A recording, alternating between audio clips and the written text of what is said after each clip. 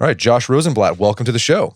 Thank you so much for having me. Just got a new book out, Why We Fight, One Man's Search for Meaning Inside the Ring. You decided to become an MMA fighter, start training for MMA, and actually did a fight. But let's talk about life before you decided to do that. What were you like before you decided to start punching people in the face and getting punched in the face? I was pretty much the exact opposite of that. I was a writer and a drinker and a smoker and a sensualist, and I was lazy, no exercise, none of that in my life. I was very much a pacifist, probably a coward, or at least I was concerned about being a coward. And really, to be totally honest with you, I didn't like the idea of fighting. I didn't like watching fighting on TV, and had not really been a fan of MMA before I suddenly became a fan of MMA. So really, I existed on the complete opposite end of the spectrum. And you talked a lot about in the book about the role your father played in that sort of worldview you had, right? Yeah. Yeah, I mean, my father was a sweet guy and the smartest guy in the room, but he was a very cerebral guy, and he was a man of books and a man of learning and an intellectual. And it wasn't really in his nature or in the way that he brought me up to sort of deal with those sort of physical realities and that sort of classic father-son notion of, I'm going to take you outside and teach you how to make a fist and teach you how to fight.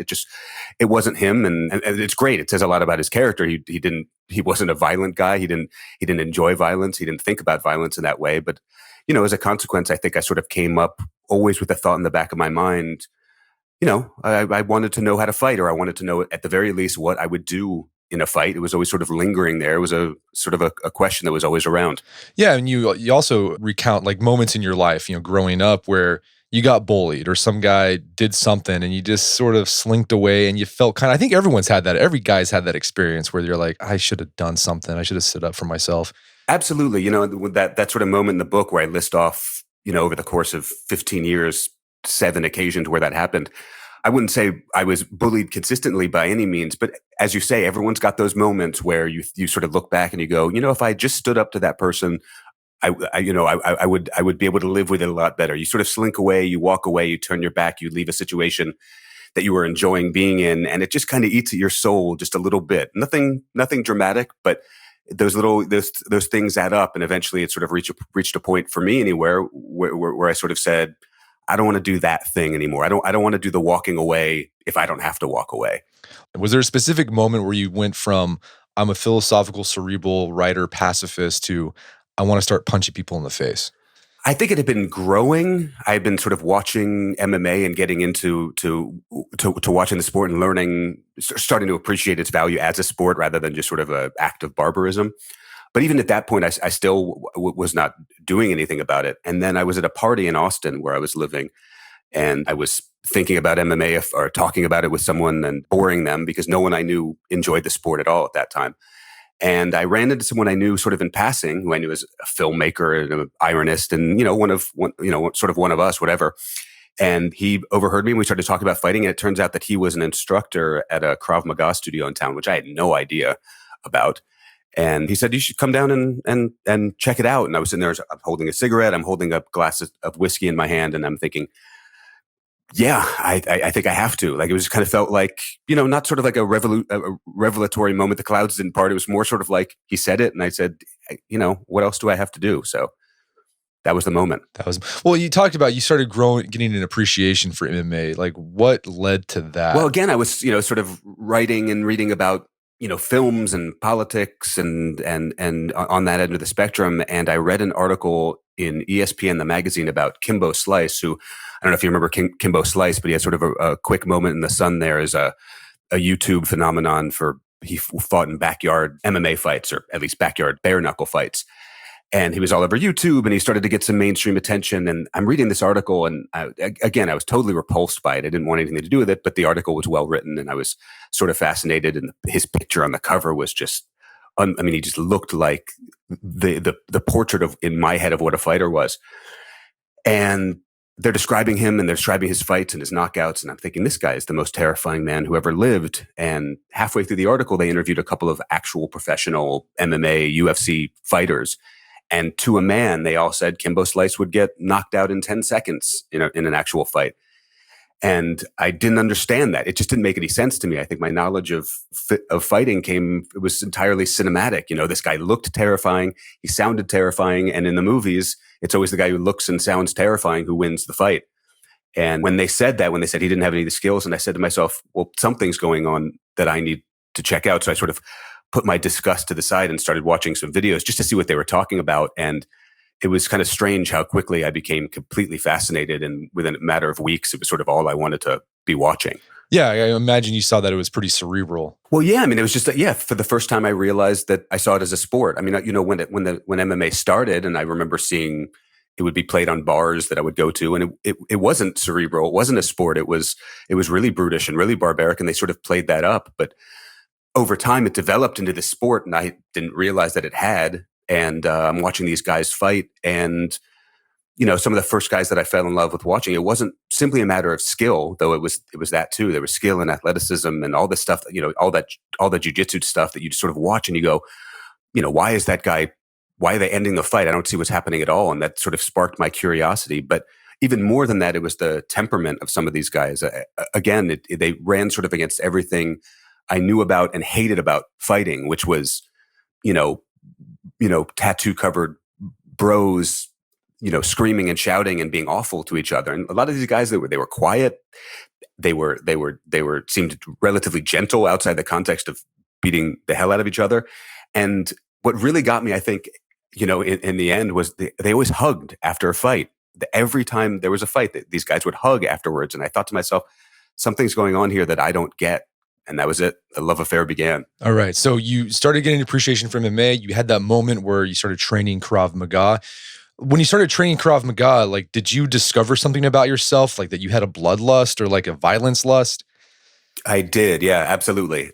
Absolutely. What the great thing about Krav Maga is that it really introduced me to my aggression, or allowed me to meet my aggression. I was 33 at the time. I had never really given voice to that. I think I thought it was, I don't know, somehow unsophisticated, or it was a world I didn't want to be a part of. But the very first class I went to, I remember we were learning how to knee someone in the stomach, and I'm just going crazy on these bags, and I'm sweating and I'm yelling, and the music is loud, and I'm passing out because I had quit smoking 3 days earlier. And I mean, it was in some ways it was awful, but it was just, it was just this great visceral animal thrill to be tapping into this part of myself that I had never tapped into before. And I'm sure it was always there, but I know that I had never touched it before, and I just loved it. I mean, it was so 180 degrees on the other side of anything I'd ever done before. And at that point in my life, it was clear I needed that. There had been one script up to that point. Here was this whole other thing.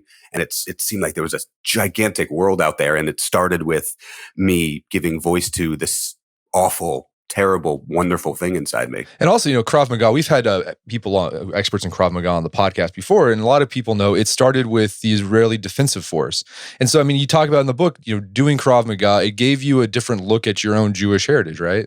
Right. Well, it started even before that. Before it made its way to Israel, it was a fighting style developed to fight off anti-Semitic groups and Nazi pro-Nazi groups in Eastern Europe.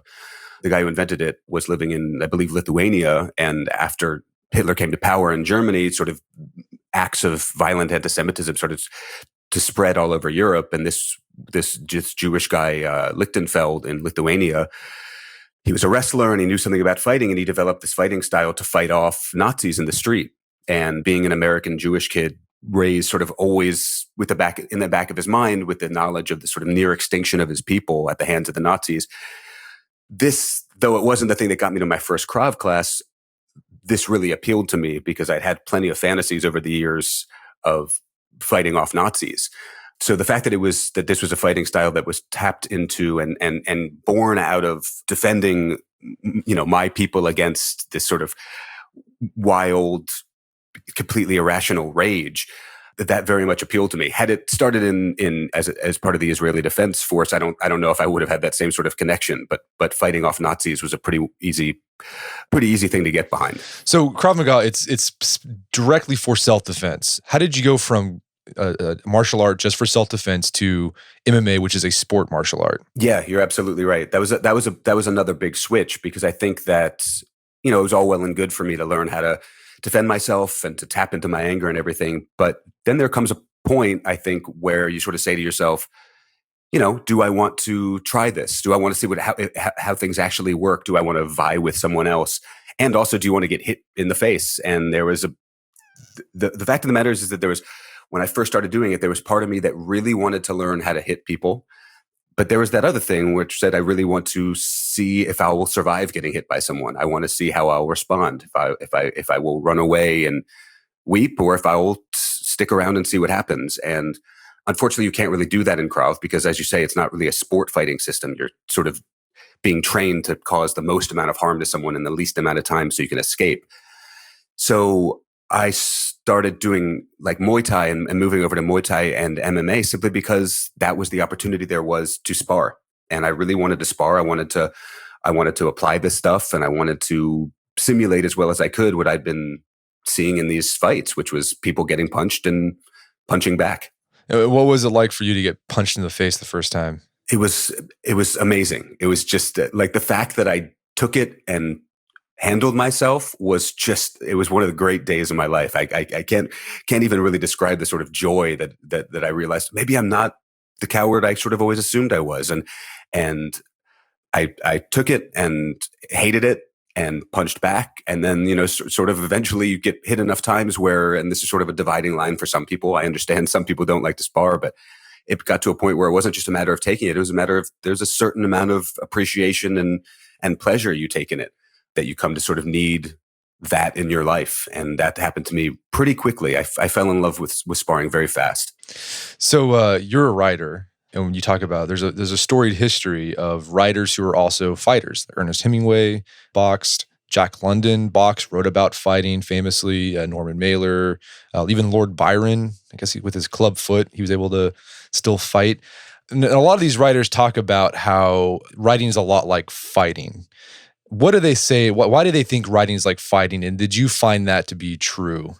I find that they're almost like, for me, it's two sides of the same coin, I think. I got to a point with me where where it still is now, where I kind of need one to balance out the other. I think they perform similar functions, but in very different ways. So for me to sort of balance out the cerebral agony of sort of, worrying about this word and this comma and moving things around and trying to find the right phrase, it's a really great thing. And it's sort of a release valve to get knocked around in the cage. But I do think that there's something to be said for that idea of a person sitting alone and sort of facing off with him or herself, that, whether it's staring at a blank screen or staring at someone who's coming at you with gloves on, you're kind of wrestling with yourself. I mean, that's what it comes down to. And I think that's what it satisfies in me. I'm not really a team sports guy, and being a writer, I'm not really a working in an office with a large group of people guy. And I think it sort of addresses the same need in me to sort of be in some kind of conflict with myself, but just in very, very different ways. The physical on the one side and the cerebral on the other. Did you notice your writing style change as you got more into fighting? Like, did your style become punchier? I mean, I know that sounds kind of cheesy, but like, did it? I don't know if my writing style changed. I will say this, that became a much better writer. And for some reason, I'm still trying to figure this out. And I've been writing about fighting now for, 7 years. For some reason, it's a muse to me. I don't know why that is. And especially considering it was something that I was so repulsed by for so long, but I get to write about, for some reason, I write about things that I see in the world through the lens of fighting better than I write about them otherwise. I enjoyed writing about movies. I enjoyed writing about politics. I enjoyed writing about basketball, but I kind of felt like that I wrote about movies and I wrote about politics and I wrote about basketball. Something about fighting, when I write about it, it's sort of like the lens through which I can view the world. So if I would never write an article about race relations, but I can talk about race through fighting. It's like coming at these issues from an oblique angle, and fighting, I don't know why. I don't know if it's simply because it's such a human thing to do and it gets me so excited, but it really has made me a much better writer. Yeah, I mean, with I mean, I love reading boxing biographies because like there's such great stories. Oh yeah. I mean, they're the best. Like we've had a few guys on the podcast talk about Rocky Marciano and some of the other greats, and like literally, it's like the American story. It's always like rags to riches. They're having to deal with all these like moral conflicts about, okay, there's some con men who are who are part of boxing. Do I work with them? Do I not work with them? Then there's always an inevitable fall because they just get old and they can't do it anymore, and that's sad. So maybe fighting is just like it's the ultimate story. It really is. I think you're absolutely right, and I think it's a great, like it's a perfect American story, and the fact that boxing was so sort of the way MMA is now, or the way MMA was a few years ago. Boxing was sort of loathed and consigned to the dark corners and illegal in many places, and just sort of just hated by upper class society or whatever. Like that it had to sort of work its way out of the shadows. I think it's just that in itself is a great story. But you're absolutely right. I mean, these guys are dealing with mobsters, and they're dealing with sort of corrupt governing bodies, and they're dealing with their own refusal to admit that their bodies are falling apart. It's perfect. So fighting is a young man's sport, but you decided to do that. You decided to do this in your 30s. When was your first fight? How old were you? I was 40. Okay, 40. That's like you're like geriatric in the MMA world. Oh yeah. I mean, how did that? How did your age change the way you approached training for that first fight of yours? I don't know how it changed it because it's the only one I ever trained for, but there was a certain sense of self-awareness, I think, that I had that maybe I wouldn't have had when I was 23 or 25. Being sort of knowing myself as long as I had by that point, and being painfully aware of whatever physical limitations I had, I was very keen on building a fighting style and building a strategy that accommodated that. I had no delusions about what I could or couldn't do, what my body was capable of, what I was good at. Was I good at jiu-jitsu? Was I good at wrestling? Was I good at boxing? I sort of really honed in on the things that I knew I could handle, because I assumed that, and it's sort of something that they always tell you, is that when you get in that cage, especially that first time, all the fancy stuff that you've learned and all the exotic moves that you've learned and all the stuff you've tried in sparring sessions, it's going to go right out the window. I mean, when the adrenaline hits you, the only thing you have is really muscle memory. So I felt like as an older guy, being aware of what I could and couldn't do, and sort of honing in on a couple of things that I could rely on, was my best strategy. And I think that, I mean, I don't know, I'd have to talk to some 25-year-old fighters, but I didn't get caught up in the excitement too much. I didn't get overwhelmed with the fear too much. I didn't try anything that was outside my wheelhouse. I just sort of buckled down and said, here's what I can do. And if I lose, then I lost doing then I lost honestly, Yeah, I mean, that was one of my favorite sections of the book because I'm approaching middle age, and I've noticed my sort of philosophy towards life has changed compared to when you're young. Because when you're young, you can take big risks. You're willing to like put yourself out there completely. But when you're older, you were married, you had a job, like there's more to lose. And some people would argue, well, that actually puts you at a disadvantage because like you're fighting not to lose instead of like fighting to win. But did you think there was an advantage to like, you understood that if the stakes are kind of high here, I could get seriously injured or even die doing this? Yeah, I mean, I think that it is definitely a different sense of things when you're approaching middle age, when you are middle age. I don't know what those lines are, but yeah, I think when you go into a fight as someone who has been through a considerable portion of a life, your perspective is different. You don't think that, I mean, as important as this fight was to me, as like sort of world-shakingly important as this fight was to me, it existed in context. I train with guys who are 22, 23 years old, who this is literally all they do. I mean, all they think about is fighting. All they do is train. Their diet, their social life, every part of their world is pointed toward they're getting better as fighters, which means they become great fighters. But there's no context for it outside of that. I think for me, having, like you said, the relationship, having the experience, having a life that existed outside of fighting, it made me approach it in a different way. And as I sort of say in the book, that I enjoy training with really young people. Like I'm in a boxing gym now, and I'm always sparring with young guys who are full of energy, and they're so fast, and they're so, they learn so quickly, and they give them a year or two and I'm not going to be able to stand next to them in a ring, much less spar against them. But right now I kind of enjoy doing the things that an older guy does. Like I like to wear on them. I like to, like put some weight on them. I like to frustrate them because I know that they want to show off their fanciest moves and they want to do their craziest things. And so I'm going to push them back in a corner and I'm going to bore them to tears. And I like the idea of doing that because one, it's fun, and two, it gives me an advantage. And three, I don't like the idea that they're young and fast and trying to take the world from me. Right. I love how you talk about Michael Jordan and Larry Bird. I love that story. It's a great story. Yeah. What he share that story because it's fantastic. Sure. So when Michael Jordan he was going to be in the Olympics. He was going to sort of be the captain of the Olympic team while he was a sophomore, I believe, at the University of North Carolina. And everybody knew he was the next great basketball player.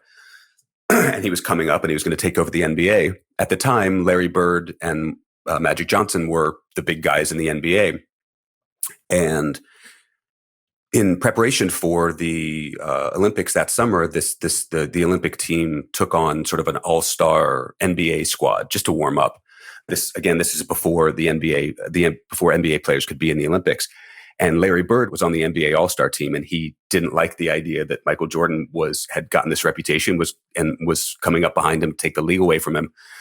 So during the warm-ups before the game, Michael Jordan came chasing after a ball that had rolled from his side of the court onto the pros' side of the court to grab it. And Larry Bird picked up the ball, and Michael Jordan, very respectfully said, "Hi, Mr. Bird, could I get the ball back?" And Larry Bird looked at him and took the ball and heaved it over his head and threw it out of the gymnasium and back into the locker room. And he turned to Michael Jordan and said, "Go get it."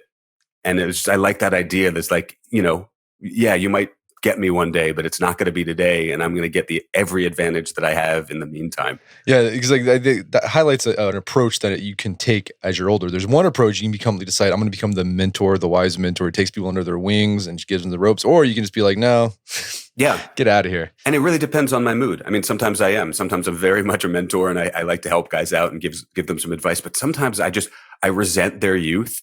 And I resent the idea that they want to take the world from me. And luckily I've put myself in a position that I get to do something about it by punching them in the face. So I do. Tell us about your experience with the asceticism of fighting. I mean, that was always going to be the hardest part for me. I think when I look back on it, the getting over a fear and the getting punched in the face was probably easier for me than denying myself things that I want. I had really no training at that and no interest in it. I had the interest in fighting. I never had any interest in denying myself things. So that was really the difficult thing. Cause when you're training to fight, when you're in a training camp, there's the basic things that you have to give up for the sake of the performance and your ability and your endurance and the whole thing, like drinking and smoking and things like that. And I love drinking and I love smoking.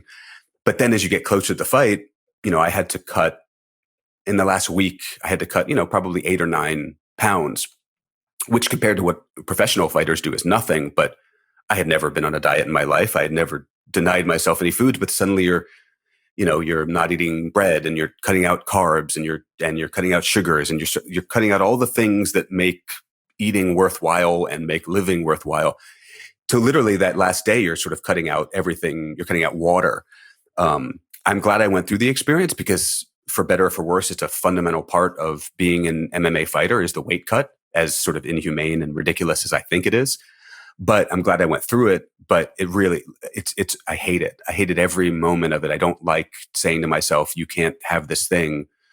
And for such a silly reason as you need to weigh 170 pounds on such and such a date. It runs contrary to everything I love and everything I believe. Yeah. And it's kind of silly too, because like after you weigh in, you just put all the weight back on. It's awful. I mean, the weight cut, I sort of look at weight cutting two ways. I mean, on the one hand, I think it's awful. And I think it's in a sport where people consistently break each other's bones in each other's faces. I think it's kind of the worst and most inhumane thing that they do. I mean, to cut 20 pounds out of your body in 24 hours just to be at a weight that someone else just cut 20 pounds out of their body for. I mean, it's, if everyone would be honest and say, hey, everyone is cutting 20 pounds of weight, why don't we just actually fight at our walking around weight? It would be much more reasonable. But, they're trying to get an advantage. The problem is that it's sacrificing performance and it's sacrificing health. And a lot of these guys go into a cage and they're much more vulnerable to long-term brain damage because they've sucked all the liquid out of their body. So it's sort of a collective insanity in some ways. Now, that being said, I do sort of understand it from a more metaphorical standpoint in that, to get into a ring or to get into a cage and to want to harm somebody who you don't even know physically, you have to put yourself in a different kind of frame of mind. You almost have to be two people. There's the person who walks around on the street, and there's the person who gets into a cage and fights. And I felt like there had to be some sort of threshold that you crossed. So it's mythological in some ways. There had to be a line that you crossed between being one person and being the other person. And I think that the weight cut is definitely a way to do that. I think it's an unfortunate way to do it. And I think that there are other probably better ways to do it. But I think that it does put you in a frame of mind where you sort of say, I am so angry that I've been denied these things and that I'm so hungry and I'm so thirsty and I'm physically miserable.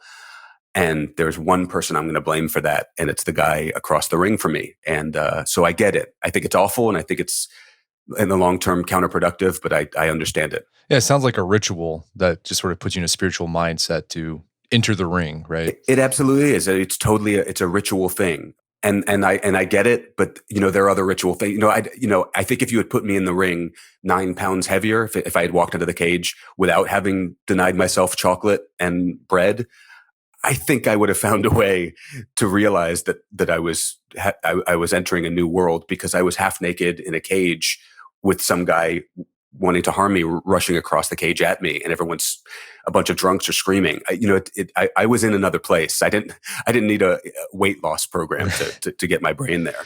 And another insight you had while you were doing this is that when you do the cut and you're doing all this training to become an MMA fighter, you're optimizing your body and your mind for fighting. But so there's a downside that over optimization, you in fact become more fragile. Can you talk about that? Sure. Yeah. I mean, it's sort of the greatest irony about fighting is that, I mean, I was far and away in the best shape of my life when I was training for this fight. And you've really, through the training regimen and through diet and through weightlifting and running and all these different things that you do, you really get to a point where you're just, like you said, you're optimized. At that moment the fight starts, you are in peak physical condition.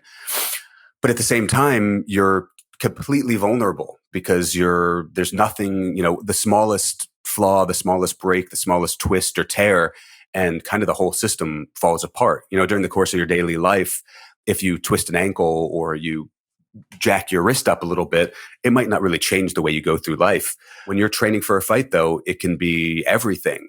And I remember feeling at several points during the training that I felt like a strong wind would make me sick, or that the wrong move on the jiu-jitsu mat would really cause me a lot of damage.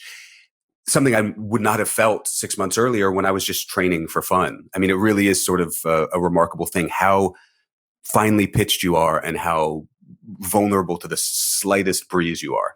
Well, and you experienced a setback. You got injured when you're rolling, doing jiu-jitsu during practice, and it sets you back a few weeks. I mean, what was it like when you found out you couldn't train like you had been usually? It was awful. I mean, I was sparring jiu-jitsu one day and just got my hand caught in the wrong way in my partner's jiu-jitsu gi, and it broke one of the bones that leads down the back of the hand. So I was supposed to be out for about 6 weeks. But yeah, it was heartbreaking and scary immediately because I realized I heard the pop and I knew something had gone wrong. But it did. It when you're sort of that focused on one thing and your whole world is sort of surrounded and you've got this idea in your head, well, here's the next benchmark and here's the next step and it's going to move from this to this to this. And then all of a sudden this, silly accident. I mean, the guy wasn't trying to submit me. I literally got caught in his lapel. I mean, I got beaten by his shirt, which is depressing. But when that happens, it's like, I was thrown off completely. And suddenly this project felt in danger and the book felt in danger and the fight felt in danger. I didn't know it was going to be just 6 weeks, but it sort of becomes like an existential crisis. You got this little tiny broken bone in your hand, and you feel like it's preventing you from doing all the things that you're supposed to be doing. So when I found it was 6 weeks, I just sort of said to myself, I would rather, sort of tuck that hand away and hold it to the side and work on my left hand, just whatever I could do with my left hand. So I went to the boxing gym every day and worked on my jab and ran on the treadmill and did all the 101 things you can do that don't require a right hand, simply to keep myself both on some sort of trajectory and also from slipping into, pretty deep depression, which was a real risk. Did you see that happen to guys who, got injured and they couldn't train? They just kind of slip into a depression and a funk? Yeah, definitely. You see it all the time. I mean, and especially the people who take it, the professional guys and the guys who want to be professional, because again, like your identity is wrapped up in it. For me, my identity is wrapped up in it somewhat, but more sort of my emotional state and my psychological state are wrapped up in it. So a hand, I'll be okay. I could keep doing something. But these guys who have to be at their best all the time, they're constantly learning and they're constantly getting better. You can see it's like a matter of their identity being lost. I imagine it'd be no different than if you took a painter's brushes away, but obviously the chances that you're going to injure yourself painting are much, much slimmer. So, fighters do that to themselves. Fighters walk a line where they're as dedicated and devoted as anyone, but the thing that they're devoted and dedicated to is putting them at risk of not being able to do the thing. So I don't think fighters like to think about it too much. I think too much perspective will ruin a fighter, but it's always there. It's always waiting for you. The injury is always knocking at the door and waiting to take 2 months out of your life. What did your wife think about all this when you were training? Like, was she on board with it? Was she sort of ambivalent, or she just didn't really think about it much? So when I met my wife, I was already in the process of preparing for the fight and preparing for the book and knew that I would be doing it. So she accepted that and knew that I would be doing the one fight. During the training, it was totally fine. I mean, she made some sacrifices and put up with a lot of mood shifts and put up, listen to me yap a lot about things that she probably didn't care too much about. But the fight itself, she did not like. She didn't like watching the fight. She didn't, even after the fight was over, she didn't seem to be enjoying herself. It was not a pleasant experience for her. And I think that that's sort of keeping me from doing it again. I mean, there are several things that are keeping me from doing it again, but one of them is the realization when I saw the look on her face after the fight was over, that she still was not, it was all done and she was still not taking any pleasure in it, that she was still sort of terrified and miserable. Stupid me, that was the first time I think I realized what a terrible thing it is to ask of people who love you to sort of to choose between your happiness and your health. And my mother couldn't watch the fight, had to hear about it from a phone call from somebody. And my wife was totally miserable the entire time. And it's a terrible thing to put people you care about through. So yeah, that was definitely an interesting thing going through this with a partner. So let's talk about that fight. So when going into it, were you like super nervous? Like, were you worried about how you were going to react? Like, were you going to get freaked out and butterflies and your brain was just going to go black? Or did you have another idea of what was going to happen?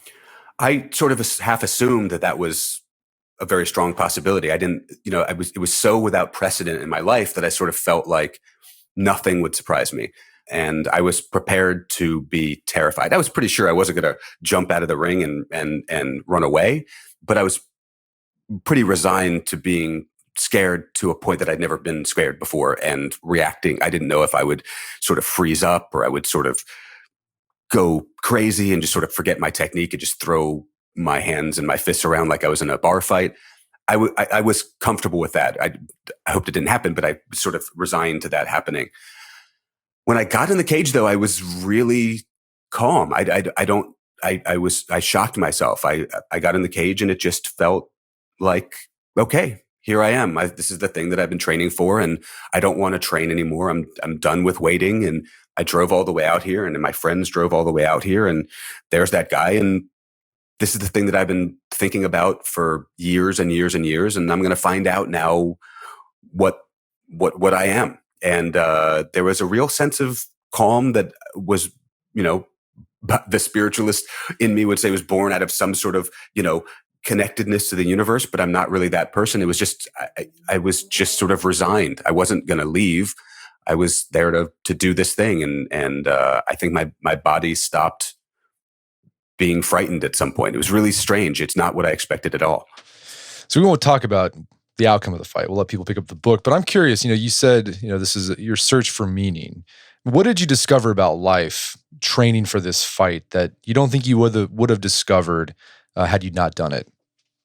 I think probably the main thing is that there's nothing firm and fixed about our lives and our bodies and our personalities. I found training for the fight and even going back further, the first time I went to that fighting class and sort of falling in love with it, this whole 10-year process, the meaning that I found is that your entire life can be transformed. You can make a conscious decision to complete, to recreate yourself.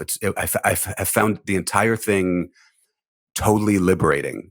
When I think about fighting and what it means to my life, it's an agent of liberation first and foremost, and transformation. Whether it's there's the bodily transformation, the emotional transformation, and all these other things, and the sort of aggression and the comfort, your comfort level with violence and that sort of thing. But when it comes down to it, it's just that we're clay. That's the revelation that I had, that I was this one thing. And out of whatever it was, boredom, desperation, rage, desire, whatever it was, I transformed myself from one person into another person. And that's a totally liberating idea in this world. And for that reason alone, fighting is my favorite thing, because it's a change agent. And I love the idea of being able to change yourself just out of pure will. So you mentioned earlier that you're probably not going to do another fight, but are you still training? And if so, why are you doing it? Like, what is it, just because you just enjoy it? Yeah, I still do boxing now. I've sort of cut out a lot of the MMA stuff for any number of reasons. Muay Thai, like, I just don't have the hips for it anymore. Literally, I just don't have the flexibility in the hips anymore. But I love boxing and I love sparring, and so I still go to a gym and I still spar. And the reason is because there's nothing else in my life that gives me a feeling that can even approximate that. When I get into a ring with somebody, and it's, sparring is very different than fighting, but it's still in that world. And there's a level of, like, the visceral thrill and the tapping into these aggressive parts of myself and allowing myself to express some anger and to take a couple of punches to the face. It's still the biggest thrill I have. And, otherwise my life is a relatively calm, quiet affair. I mean, it's writing, it's hanging out with friends and my wife, it's drinking, it's not a whole lot of excitement going on. So this is the thing that taps me into that. And also the other thing is that for sort of a devoted materialist like myself, it's the one avenue I have that gets me close to what I would consider sort of a spiritual or mystical or out of body experience. I've tried to sit and meditate. I've tried to concentrate on my breathing, and I've tried to focus on a word or whatever. I've sat there in the lotus position, and it just doesn't work for me. But you put me in a cage or a ring, and someone starts coming at you with a pair of gloves on, and they're trying to take your head off. You talk about mindfulness. I mean, it's really hard to think about and concern yourself with politics or your monetary situation or the state of your relationship when someone is trying to harm you. It's a very focusing, very clarifying activity. And if for no other reason, I can't imagine stopping. I know people who do this. They're in their mid 60s, and I know exactly why they do. It's a disease, and it's an addiction, and it's the greatest thing in the world. And I couldn't imagine reaching a point where even if my body is screaming at me to stop, that I would stop. Well, Josh, is there some place people can go to learn more about your work? Sure. Yeah. I have a website, joshrosenblatt.com, and I'm on Twitter and Instagram at joshrosenblatt1. And obviously if you want to learn about me and my work, Why We Fight is the best place to do it. I sort of poured everything I had into that book. I sort of squeezed the sponge on my knowledge of and my affection for fighting into that book. So yeah, if you're curious at all, that's the book is the place. All right. Well, Josh Rosenblatt, thanks for your time. It's been a pleasure. Yeah, it's been great talking to you. Thanks so much. My guest today was Josh Rosenblatt. He's the author of the book, Why We Fight, One Man's Search for Meaning Inside the Ring. It's available on Amazon.com and bookstores everywhere. Also, check out our show notes at aom.is/whywefight, where you can find links to resources where you can delve deeper into this topic.